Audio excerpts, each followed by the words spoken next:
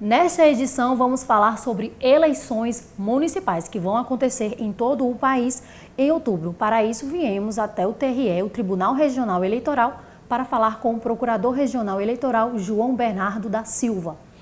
Procurador, seja bem-vindo ao MPTV.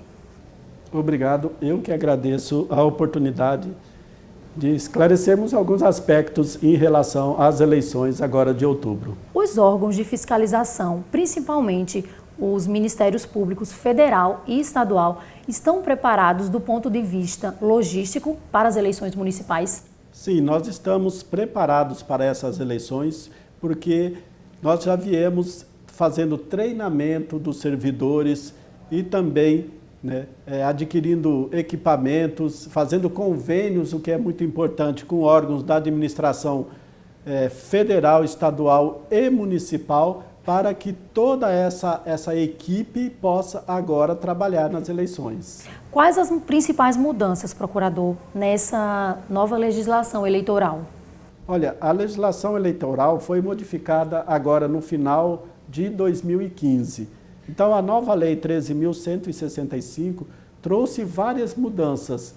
As principais são as seguintes: a questão do financiamento das campanhas. Então, o que a lei veio agora a estabelecer é que somente pessoas físicas podem doar para os candidatos. Ou seja, nós não temos mais a doação de pessoas jurídicas, de empresas. Então, o candidato, esse ano, ele pode receber de 3 fontes: o fundo partidário, que pode doar ao próprio candidato, as pessoas físicas e também o próprio candidato, doar para si mesmo. Então, esta é uma mudança muito importante e, com isso, vai baratear as campanhas. A segunda mudança, que é muito importante, é a questão de estabelecer um teto de gastos, ou seja, o candidato ele não pode gastar o quanto ele quiser, ele tem um teto, um máximo que ele pode gastar em sua campanha.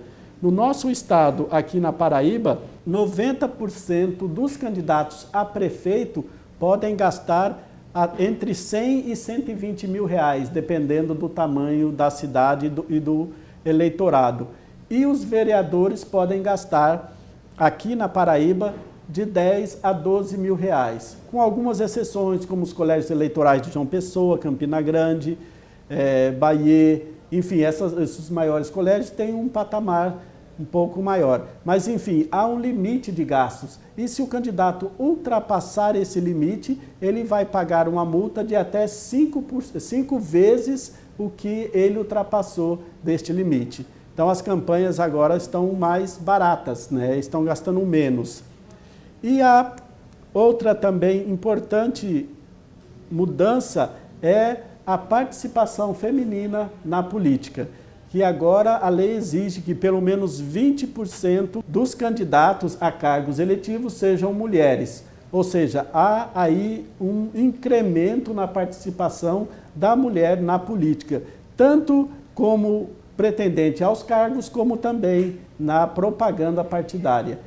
Então, nós temos aí essas mudanças, além de várias mudanças em relação à própria propaganda eleitoral. Procurador, o uso da internet e das redes sociais nesta eleição está mais intensa do que nas eleições anteriores? Sim, está mais intensa, está sendo mais usada, porque com esse limite de gastos na campanha, os candidatos têm que procurar maneiras alternativas de se apresentar aos eleitores.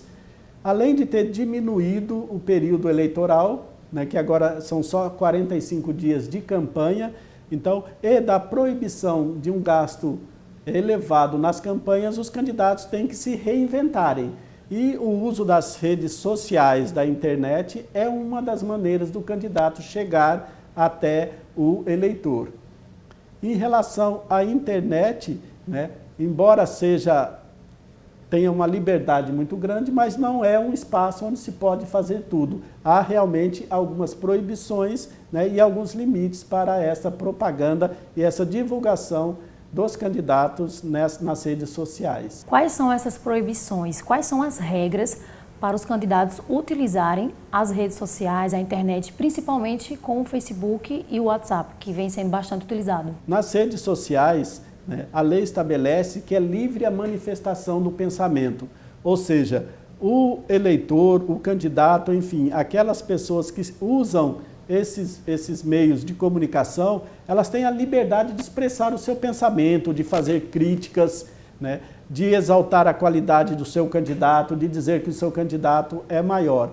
A restrição que se faz é de duas espécies, ou seja, é proibida na internet aquelas propagandas que ofendam a honra dos candidatos, e como imputando ao candidato, né, algum crime. Então, é proibida a calúnia, a injúria e a difamação dos candidatos. E é proibida também, tanto para aquele que faz a afirmação, como aquele que divulga no seu espaço as afirmações manifestamente irreais, ou seja, aquelas manifestações, né, aquelas notícias que sabidamente são inverídicas. Então, nesses dois casos, o ofendido pode entrar, né, na justiça para que aquela propaganda, ou enfim, aquele comentário seja retirado, além de sofrer as sanções de ordem penal e civil, né, pagar uma indenização por ofensa à honra. Então, nesses dois casos, né, ofensa à honra do candidato e alguma informação manifestamente inverídica, então são as duas proibições na internet e nas redes sociais.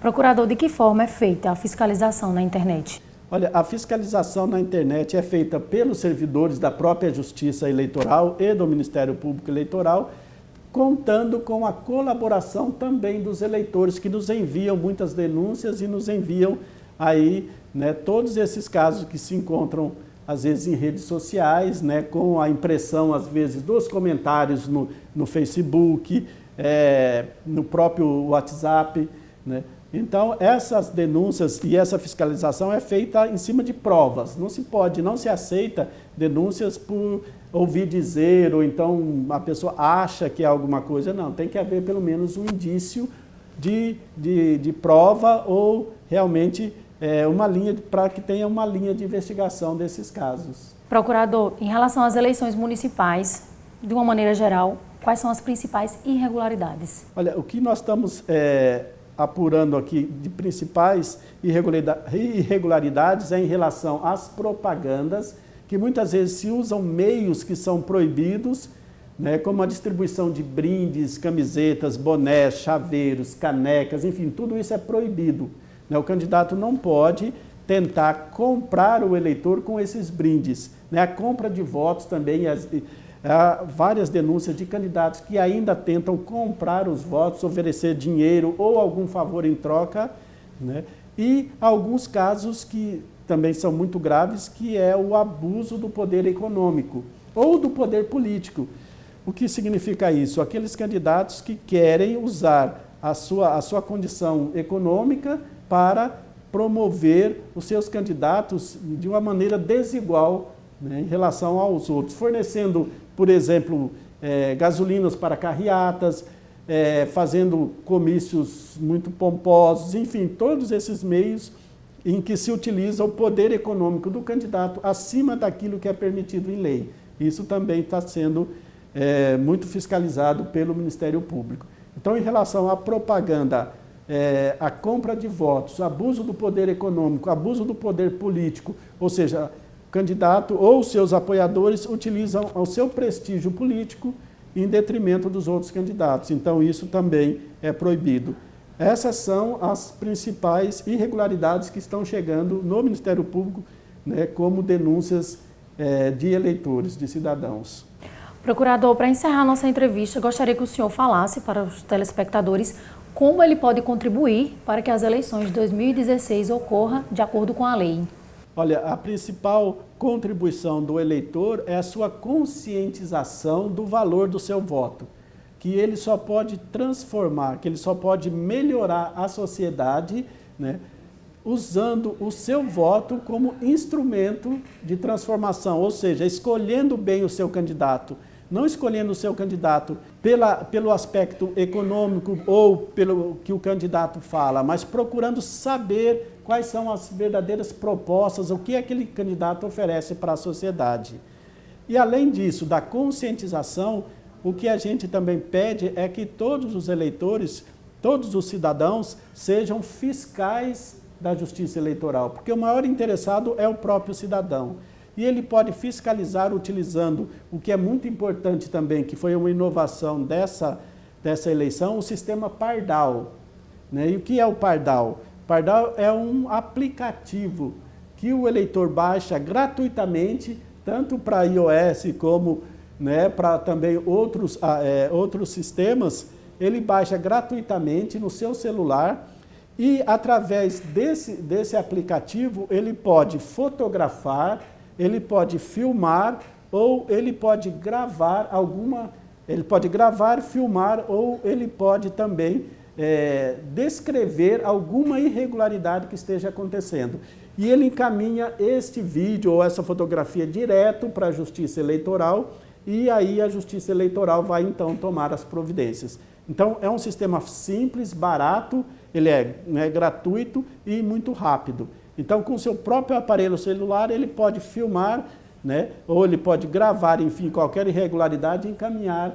Né? Agora, essa fiscalização só pode ser exercida, né, de uma maneira mais concreta, ou seja, com alguma prova. Então, não se aceita essa denúncia anônima ou aquela denúncia que não tenha nenhum indício de prova. Então, esse sistema Pardal foi lançado pela Justiça Eleitoral este ano, é um sistema desenvolvido pelo TRE da Paraíba e do Espírito Santo, pioneiros no país, né? E o eleitor está usando isso. Nós temos mais de 1000 denúncias, né, em menos de um mês da utilização desse sistema, para que ele também seja um fiscal.